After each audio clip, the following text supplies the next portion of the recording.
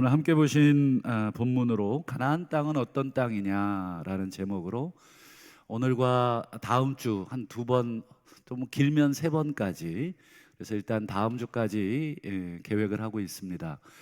두 번 정도 이 가나안 땅에 대한 부분을 우리가 함께 말씀을 통해서 나누려고 합니다. 오늘 본문의 내용은 뭐 지명이 많이 나왔지만 뭐 간단하게 말해서 하나님이 주시는 이스라엘 땅의 동서남북의 경계를 이제 지정해 주시는 내용입니다. 그래서 뭐 우리에게 익숙하지 않아서 그렇지 굉장히 중요한 땅이죠. 뭐 외국 사람들한테는 독도가 어디 있는지도 모르겠지만 우리에게는 독도가 어때요? 아주 중요한 땅입니다. 목숨 걸고 지키고 있는 땅이고 뭐 전쟁도 불사해야 되는 뭐 그런 땅이죠. 이처럼 이 땅이라는 것은 굉장히 우리에게 중요하죠. 혹시 땅 가지고 혹시 분쟁이 있어 보신 분이 있으신지 모르겠어요. 뭐 이웃집과 아니면 뭐 아는 사람, 여기까지가 내 땅이라고 뭐 등기부등본 떼보고 뭐 하여튼 뭐 지적도도 떼보고 다 떼보고 뭐 법원까지 가갖고 막 소송 걸고, 그래서 겨우 찾아낸 땅이 요만큼이에요. 그거 찾는데 드는 돈은 수천만 원입니다. 좌우간 이 땅이라는 것은 그렇죠. 제가 오늘 말씀을 준비하면서 참 우리나라도 세계적으로 이 땅이나 집에 대한 열풍이 아주 강한 나라입니다. 뭐 이유는 모르겠습니다. 뭐 전쟁 때문에 그럴 수도 있고, 뭐 우리 국민성이 그럴 수도 있고, 왜 우리나라 사람들이 이렇게 땅이나 집에 이렇게 집착을 하실까? 뭐 아마 전쟁 때문이라면, 여러분 전쟁이 무엇입니까? 여러분 그건 있어서도 안 되는 일이죠. 지금 온통 뉴스를 틀어보면 너무너무 겁나죠. 이게 지금 우리가 마치 TV에서 그 전쟁의 소식을 들으니까 마치 영화를 보는 것 같은 착각을, 그래서 우리의 그 뭐라 그럴까, 이 마음이 무뎌지는 것 같아요. 전쟁이 뭐 별거 아니구나, 저게 전쟁이구나. 근데 우리가 전쟁을 당해본 입장에서 여러분, 전쟁이 나면 지금 모든 걸 다 놓고 떠나야 됩니다. 다 무너지고 가족은 뭐 말할 것도 없고 모든 삶의 기반이 다 무너지게 됩니다. 전쟁은 있어서도 안 되고, 항상 우리가 나라와 민족을 위해 기도할 때 특별히 우리는 아직도 전 세계 유일하게 분단 국가, 지금 총뿌리를 겨누고 있어요.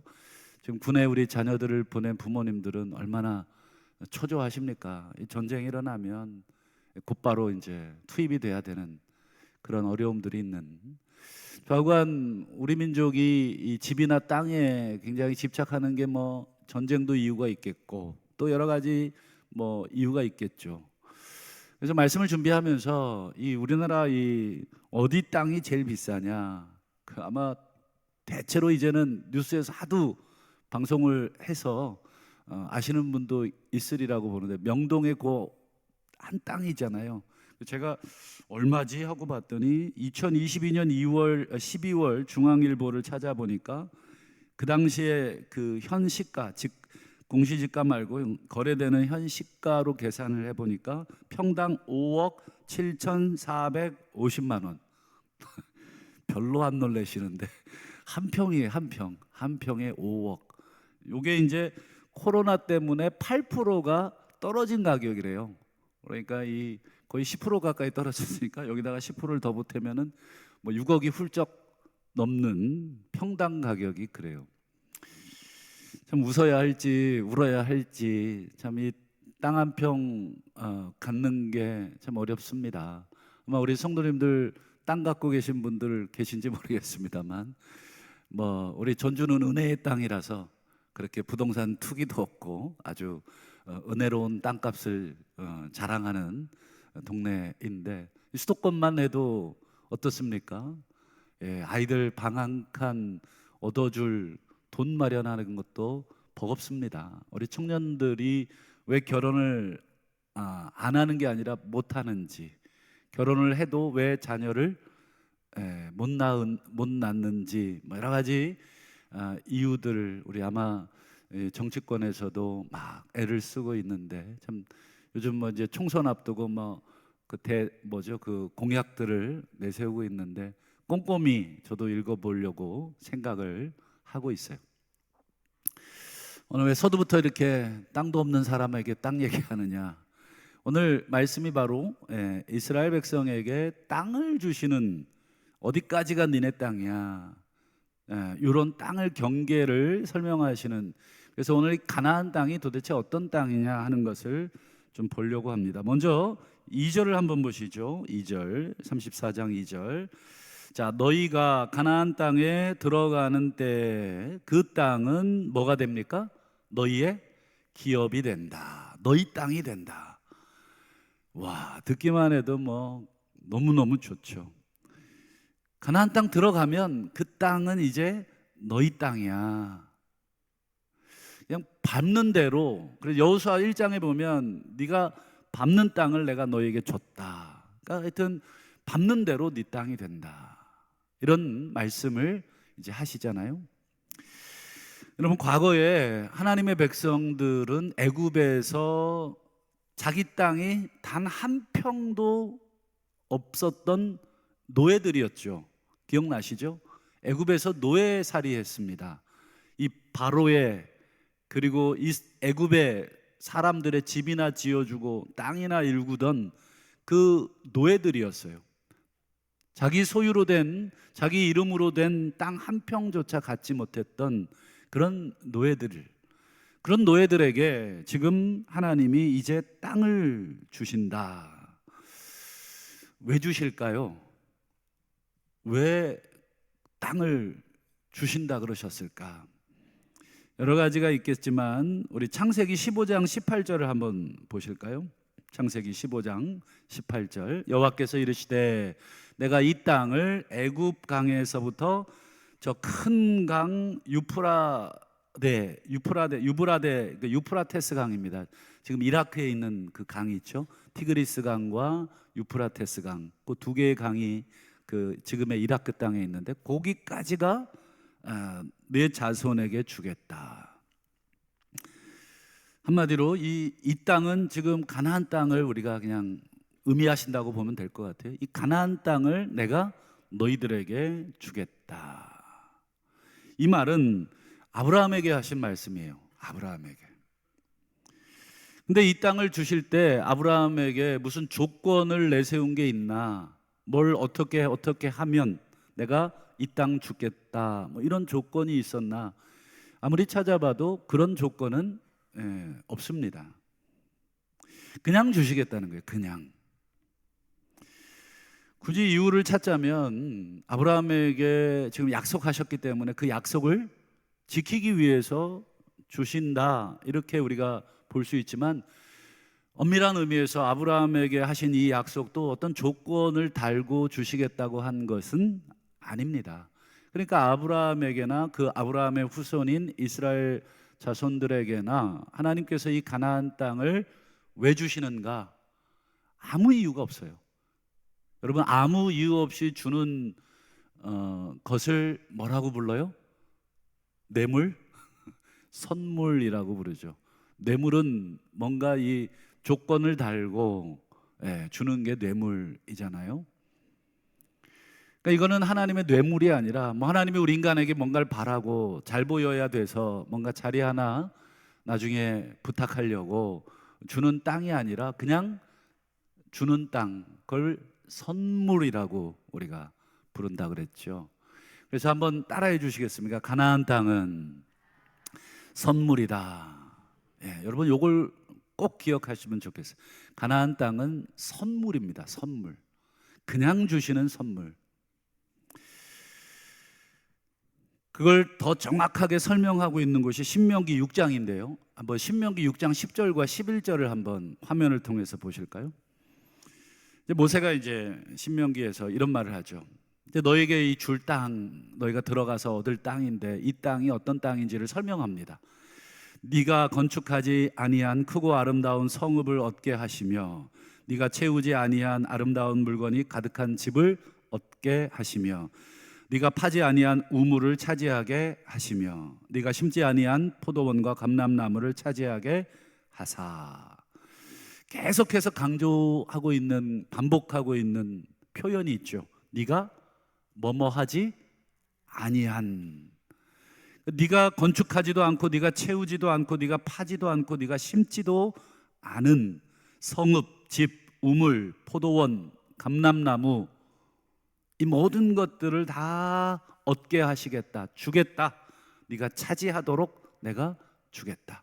그러니까 네가 뭔가를 해서 주는 땅이 아니라 네가 아무것도 하지 아니한 그런 땅이다. 네가 뭐 가서 뭐 투자를 했거나, 네가 가서 뭐 땀을 흘려서 뭐 집을 지어놨거나, 뭐 농사를 지어놨거나 해서, 야, 들어가서 그러면 네가 수고한 거 가져가, 이런 땅이 아니라 무슨 땅이라고요? 선물. 여러분 이 단어를 오늘 꼭 기억하십시오. 가나안 땅은 어떤 땅입니까? 선물입니다. 선물. 여러분 가나안 땅에, 요 지금 이스라엘 백성이 들어가게 될 이 가나안 땅에 가장 먼저 살았던 사람이 있었죠. 우리가 잘 아는 믿음의 조상인 아브라함입니다. 아브라함이 갈대아 우르에서, 원래 갈대아 우르가 고향인데 그곳에서 하나님의 부르심을 받아서 갈 바를 알지 못하고 하나님께서 인도해 주신 땅이 이 가나안 땅이잖아요. 그래서 부모와 형제와 뭐 아비집을 다 떠나서 가나안 땅으로 아브라함이 조카 롯 하나 데리고 와요. 조카 롯을 데리고 온 이유도 별거 없어요.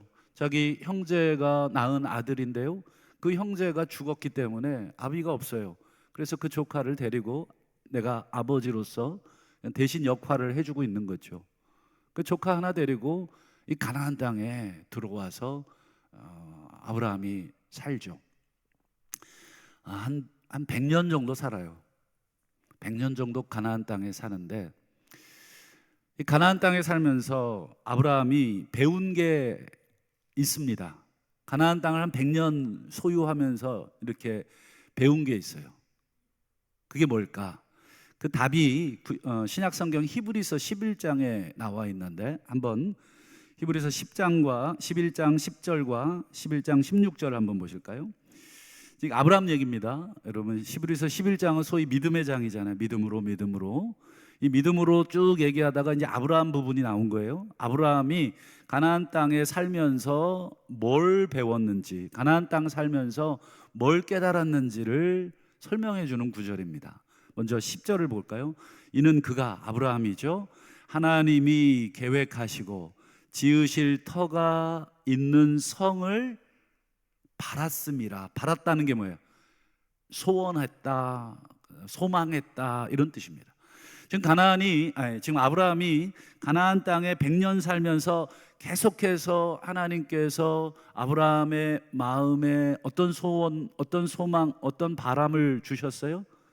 하나님이 계획하신, 그리고 하나님이 지으실 그 터가 있는 성, 그것이 있구나. 내가 지금 이 가나안 땅에 발을 딛고 지금 살고 있지만, 오늘 장로님 기도하신 것처럼 나그네로 우리가 살고 있지만, 진짜 우리가 들어가야 될 성은 하나님이 계획하고 계시고 하나님이 지으실 터가 있는 성이 있구나. 아브라함이 100년 동안 가나안 땅 살면서 그거 배운 겁니다. 이 땅의 나그네로.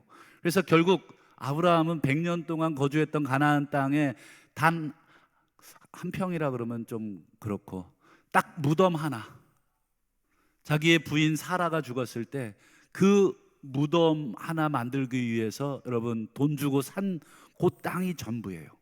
그리고 자기도 죽어서 그 땅에 묻히게 되죠. 여러분 아브라함이 그 무덤 하나 사놓은 게 굉장히 중요했습니다. 왜요? 나중에 영토 분쟁권이 생길 때 여러분 그 땅이 아브라함의 이름으로 돼 있다는 거 하나로 이 모든 소유가 아브라함의 것이라고 하는 것을 보여주는 하나의 상징적인 그 땅이었기 때문에 그렇습니다. 그래서 여러분 지금 이스라엘 가보면 그 아브라함 무덤 가면 아브라함, 사라, 그다음에 레아 족장들이 거기 함께 있죠. 그리고 거기 뭐 성지순례처럼 많은 사람들이 가서 뭐 24시간 기도하고 있어요. 그리고 16절에도 보면 그들이 이제는 더 나은 본향을 사모하니 곧 하늘에 있는 것이다. 즉 하늘에 있는 진짜 고향을 사모하게 됐다는 거예요. 나그네로 이 땅을 살면서 저 하늘에 있는 진짜 집이 있구나, 그곳으로 내가 가는구나 라고 하는 그 사실 하나, 그걸 아브라함이 그리고 믿음의 우리 조상들이 살면서 배운 것입니다. 그렇다면 오늘 이 가나안 땅의 경계를 오늘 우리가 뭐 다 살피지는 않겠습니다. 그걸 지도를 통해서 우리가 볼 수는 있겠습니다만 그걸 본들 우리에게 큰 의미가 없기 때문에 일단은 우리 하나님께서 왜 그 가나안 땅을 동서남북 경계를 우리에게 정해서 선물로 주셨는가? 가나안 땅을 선물로 주셨다는 것을 우리가 읽으면서 우리는 뭘 배워야 하고 뭘 깨달아야 하겠는가? 그것은 아브라함이 배웠던 것, 아브라함이 깨달았던 것과 똑같은 것을 오늘 우리들도 깨달아야 한다 하는 것을 가르쳐 주기 위함입니다. 아브라함도 먼저 가나안 땅에 살면서 하나님이 계획하시고 지으실 터가 있는 성을 바라보고 하늘에 있는 영원한 본향을 사모했듯이 이제 아브라함의 후손들 이스라엘 민족들이 가나안 땅에 들어가서 그 땅을 하나님이 주시는 선물로 주시는 그 땅에 집 짓고 또 농사 짓고 살면서 계속해서 뭐를 바라보게 하셨습니까?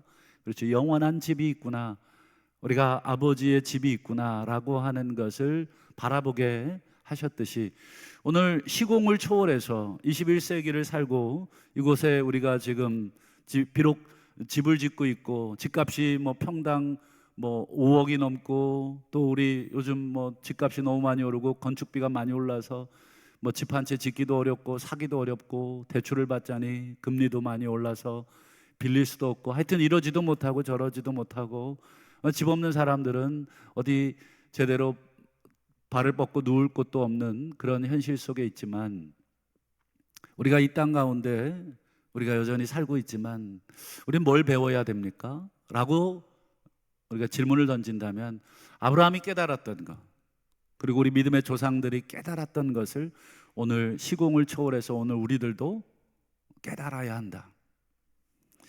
그 중에서 여러분 하나님이 가나안 땅을 선물로 주셨다는 것은 우리에게 영적인 의미가 또 한 가지가 있죠. 하나님이 선물로 주신 것이 가나안 땅이 아니라 진짜 우리에게 주시고자 했던 선물은 뭐예요? 그렇죠. 에베소서 2장 8절에 그걸 정확하게 표현하고 있습니다. 여러분 너무나 유명해서 아마 다들 외우실 말씀인데 이거 아직 못 외우신 분들 있다면 회개하시고 열심히 외우십시오. 한번 화면을 통해서 한번 읽어보고 두 번째는 한번 눈을 감고 한번 시도해 보겠습니다. 시작. 너희는 그 은혜에 의하여 믿음으로 말미암아 구원을 받았으니 이것은 너희에게서 난 것이 아니요 하나님의 선물이라. 한번 더 시작. 너희는 그 은혜에 의하여 믿음으로 말미암아 구원을 받았으니 이것은 너희에게서 난 것이 아니요 하나님의 선물이라. 제가 이렇게 괄호 쳐가지고 퀴즈를 낼까 하다가 아침부터 또 스트레스 받으실까 봐. 여러분 이 구원에 대해서 정확하게 사도 바울이 설명하기를 이 구원은 은혜의 그리고 맨 마지막 단어 선물, 은혜라는 단어와 선물이라는 단어를 종합해 놓은 그것이 구원이라는 거예요. 하나님의 은혜 그리고 하나님의 선물, 이게 구원이다. 그러니 가나안 땅이 하나님의 선물이라는 말은 곧 우리가 들어갈 영원한 본향, 하늘에 있는 하나님이 계획하시고 하나님이 지으실 그 터가 있는 그 아버지의 그 성읍, 즉 구원. 그래서 로마서 5장에 보면 사도 바울이 이 구원을 마치 어디에 들어가는 것처럼, 우리는 구원을 받는다라고 표현하는데 로마서 5장 2절에 보면 사도 바울은 이 구원에 들어간다. 여러분 들어간다는 건 장소의 개념이잖아요. 어디에 들어간다. 마치 구원이라고 하는 것을 공간으로, 어떤 장소로 표현합니다. 마치 지금 이스라엘 백성이 가나안 땅에 들어가듯이, 아브라함이 가나안 땅에 들어가듯이, 사도 바울은 이 구원이라고 하는 것은 바로 추상적인 개념이 아니라 우리 하나님께서 새롭게 지으실 새 하늘과 새 땅, 우리 요한계시록에 보면 그 새 하늘과 새 땅이 어떻게 됩니까?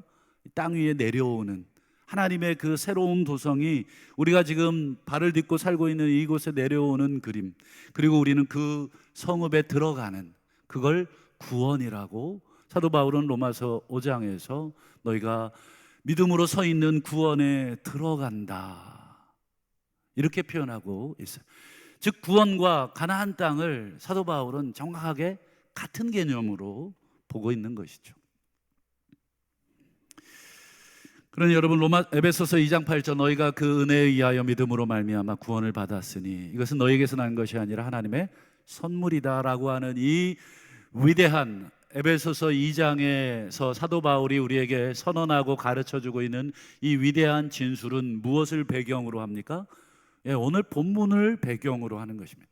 지금 이스라엘 백성이 가나안 땅에 들어가는데, 여러분, 이스라엘 백성이 자기의 노력으로 들어갔나요? 아니요.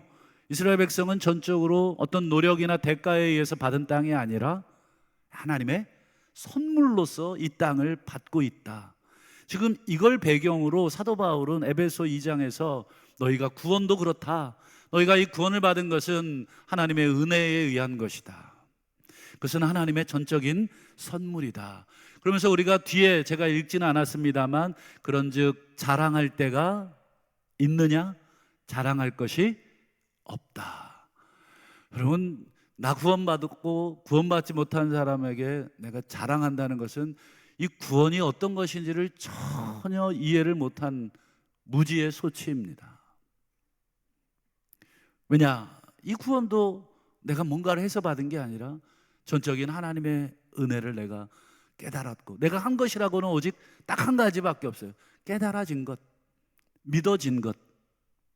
여러분, 그것도 우리가 신앙이 깊어질수록 우리가 우리 머리로 깨달은 것이 아니고 우리가 의지를 가지고 믿은 것이 아니라는 게 점점 느껴지시잖아요. 깨달아짐을 당했고 믿어짐을 당한 거죠. 돌이켜보면 내가 어떻게 믿었을까, 이 생각을 하게 됩니다. 마지막으로 우리가 생각해보고 말씀을 맺으려고 하는데, 그러면 여러분, 가나안 땅에 들어가기 위해서 이스라엘 백성이 뭐가 필요했어요? 그냥 들어가, 이런 명령을 받았지만, 여러분, 들어가기까지 이스라엘 백성은 뭐가 필요했습니까? 믿음이 필요했어요. 아버지 세대가 왜 가나안 땅에 들어가라는 명령을 받았지만 못 들어갔나요? 믿음이 없어서 안 들어갔어요. 하나님을 신뢰하지 않았어요. 눈앞에 보이는 거대한 성읍과 그 안악자손 보고 두려운 것이죠. 야, 여기 들어갔다가는 죽는다. 그러니 우린 못 들어간다는 거죠.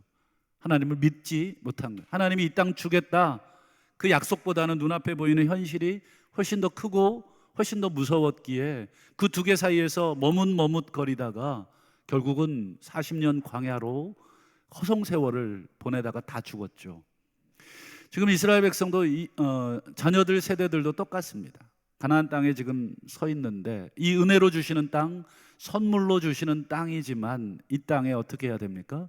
믿음으로 들어가야 돼요. 그렇다면 여러분, 이스라엘 백성이 선물로 주신 땅에 하나님을 믿어 들어가야 했듯이 오늘 은혜로 주신 우리의 구원, 하나님의 선물로 우리에게 주신 구원도 여러분 어떻게 해야 들어갑니까? 하나님을 믿으셔야 됩니다. 이게 무슨 소린가? 여러분, 하나님을 믿으라는 말이 무슨 뜻입니까? 하나님의 약속을 믿으라는 거예요. 하나님이 아브라함 때부터 이 땅 너희에게 주겠다고 약속하셨잖아요. 그 약속을 믿고 들어가라 하셨던 것처럼 오늘 이 구원, 하나님의 은혜로 인한 그 구원, 하나님의 선물인 그 구원, 그저 은혜요 선물이기에 아무나 들어갈 수 있을 것처럼 착각하는데, 아니요. 여러분, 여러분, 그것이 공짜라 그래서 여러분 아무나 막 들어갈 수 있는 것이 아닙니다. 오직 하나님의 약속을 믿는 자가 들어갑니다.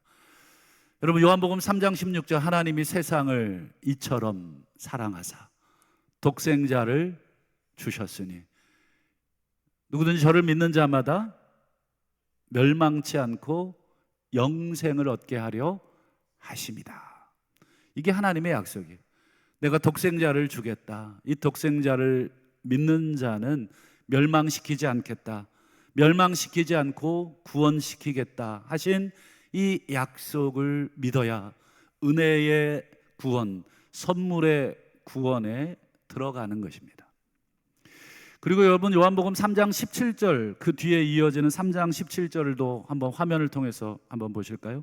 같이 한번 읽어봅니다. 시작. 하나님이 그 아들을 세상에 보내신 것은 세상을 심판하려 하심이 아니요 세상이 구원을 받게 하려 하심이라. 아멘이시죠? 우리를 멸망이 아니라 영생을 얻게 하시려고, 우리를 심판이 아니라 하나님의 선물인 구원을 얻게 하시려고 지금 아들을 우리에게 제시해 주신 것입니다. 이게 뭐 조건이라면 조건이고 우리가 해야 될 일이라면 해야 될 일입니다. 주 예수를 믿으라. 그리하면 너와 내 집이 구원을 얻으리라.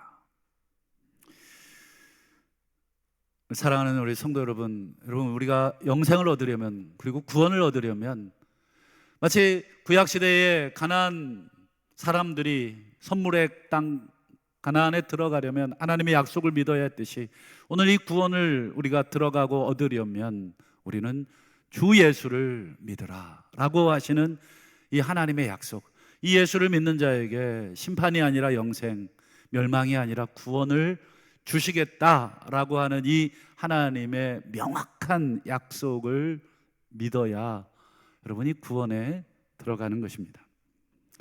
오늘 이렇게 예배드리러 오신 성도님들에게 제가 주 예수를 믿으라 이렇게 말씀드린 이유는, 교회는 다니지만 사실 부끄러운 말이지만 아직까지 예수 그리스도를 믿지 않는 사람들이, 믿지 않는 교인들이 꽤 많다는 것을 새삼 깨달았기 때문에 그렇습니다. 우리가 여기에 있다고 전부 다 예수를 믿는 줄로 우리가 착각한다면 그것은 말 그대로 착각입니다. 한번 가슴에 손을 얹고 정직하게 한번 나 스스로에게 한번 질문을 던져 보시면 어떻겠습니까? 나는 정말 예수를 믿는 사람인가? 이 질문에 내가 답을 할 수 없다면 정말로 다시 한번 이 시간 기도해야 될 것입니다. 하나님, 은혜로 서 있는 이 구원, 하나님의 선물인 이 구원에 내가 들어가기를 원하는데, 하나님이 하신 그 약속은 오직 그 말씀, 그 명령, 그것은 오직 주 예수를 믿는 것, 그거 외에는 없다면 하나님, 저도 주 예수 그리스도를 믿고 싶습니다. 이렇게 진지하게 우리가 한번 생각해 볼 일입니다. 여러분, 예수를 믿는다는 것이 무엇입니까? 단순히 입으로만 나 믿어, 예수 믿으면 천국 간다며, 그래 나 예수 믿어. 성경이 말하는 예수를 믿는다는 게 우리 입에만, 입술의 고백만이 그 믿음입니까? 아니죠. 성경을 여러분 뭐 1000번이고 10,000번이고 눈을 씻고 읽어봐도 그것은 시작에 불과하다는 것을 성경이 말하죠. 고백은 시작에 불과합니다. 마치 사랑하는 사람에게 야, 너 마음에 들어. 여러분, 이것은 뭐예요? 고백입니다. 그 고백은 이제 앞으로 너와 내가 이루게 될 그 연애라고 하는, 그 사랑의 관계라고 하는 것의 첫 출발입니다. 굳이 말하지 않아도 내가 너를 좋아한다는 것을 느낌으로 보여줄 수 있죠. 그러나 말 그대로 여러분 말하지 않으면 여러분 그 느낌을 오해할 수도 있고 그 느낌이 부정확할 수도 있어요. 그래서 분명하게 말을 해주는 것입니다. 내가 너를 사랑하는 것 같아. 내가 너를 좋아하는 것 같아. 여러분, 예수 믿는 것도 똑같습니다. 우리가 예수를 믿는 것의 첫 출발은 고백입니다. 예수님을 나의 구주로 내가 이제 믿고 싶습니다. 그러나 그 고백은 말 그대로 시작이지 완성은 아닙니다. 예수님을 따라오고 예수님이 당신의 나의 구세주라고 하는 것을 고백한 사람들에게 예수님께서 하신 말씀이 있죠. 아무든지 누구든지 나를 따라오려거든 자기를 부인하고 날마다 자기 십자가를 지고 나를 따라와라. 네가 나를 믿는다고, 네가 나를 따르고 싶다고, 네가 나를 믿어서 하나님의 은혜의 구원을 받고 싶다고, 만약에 그렇다면 날마다 너를 부인하고 네 십자가 지고 나를 따라오는 것까지가 예수님을 믿는 것입니다. 주 예수를 믿으라 라는 말에는 처음부터 끝까지 거기까지가 다 포함되는 것입니다. 우리의 입술의 고백뿐 아니라 우리의 일상의 삶 속에서 날마다 우리 자신을 부인하고 우리가 짊어지고 가야 될 십자가를 지고 가는 것, 거기까지가 주 예수를 믿으라. 그리하면 너와 내 집이 구원을 받으리라 하는 그 말씀의 의미입니다. 날마다 나를 부인하라, 자기를 부인하라 하셨건만 나를 부인하기보다는 여전히 나를 주장하고 내 고집과 내 욕심과 내 의를 주장하면서도 내가 예수 믿고 있다고 착각하고 있지는 않은지, 날마다 자기가 죽을 십자가 지고 따라오라고 하셨는데 십자가 지기는커녕 헛된 영광을 구하고 영광의 십자가만을 내가 지려고 하고 있지는 않은가. 한번 우리가 예수를 진짜 믿는다면, 우리가 하나님의 은혜의 구원에 들어가고 싶다면, 선물로 주시는 그 구원에 들어가고 싶다면 우리가 다시 한번 우리의 고백뿐 아니라 우리의 삶도 정직하게 하나님 앞에서 고백하고 평가를 받아야 되겠습니다. 마지막으로 우리 사도 바울의 고백이 오늘 예배드리는 우리 모두의 고백이 되기를 소망하면서 우리 갈라디아서 5장 24절, 25절, 26절 사도 바울의 이 위대한 고백, 사도 바울의 어쩌면 이 기도라고 저는 생각을 합니다. 이 기도 제목이라고 생각을 합니다. 이 기도의 제목, 이 고백이 오늘 이제 우리의 기도의 제목이 됐으면 좋겠고 우리의 고백이 됐으면 좋겠습니다. 우리 한 절씩 한번 교독했으면 좋겠는데요, 제가 24절 봉독해드리고 마지막 절 합독하면 좋겠습니다. 그리스도 예수의 사람들, 육체와 함께 그 정욕과 탐심을 십자가에 못 박았느니라. 만일 우리가 성령으로 살면 또한 성령으로, 우리 함께 보시죠. 헛된 영광 서로 노엽게 하거나 서로 투기하지 말라. 여러분, 이것이 우리가 예수 믿는 사람들의 고백이고 예수 믿는 사람들의 삶인 줄로 믿습니다. 날마다 우리의 정욕, 우리 안에 샘솟는 그 일어나는 탐심과 정욕을 날마다 십자가에 박아야 됩니다. 여러분, 정욕과 탐심이 일어나면 우리가 헛된 영광을 구하고 서로 노엽게 하고 서로 투기하는 삶을 살게 됩니다. 서로 경쟁하고 서로 밀어내고 서로 죽이고, 내가 너를 이겨야, 내가 너보다 높아져야 하고 내가 너보다 더 영광받아야 되는 그런 삶을 추구하게 됩니다. 여러분, 그런 삶을 추구하면서 어떻게 우리가 뻔뻔하게 나는 예수를 믿습니다, 여러분, 그 고백은 거짓일 가능성이 많습니다. 그 고백이 진짜가 되려면, 내가 예수를 믿는다는 고백이 진짜가 되려면 날마다 십자가에 여러분 우리의 정욕과 탐심의 자아를 십자가에 못 박는 그런 삶이 되셔서 우리에게 은혜로 주시는 이 구원, 우리에게 선물로 주시는 이 구원에 우리가 합류하고 함께 하나님이 예비하신 그 하늘에 있는 영원한 성읍에 들어가시는 그런 축복을 경험하시는 저와 우리 모두가 되실 수 있기를 주님의 이름으로 축원합니다.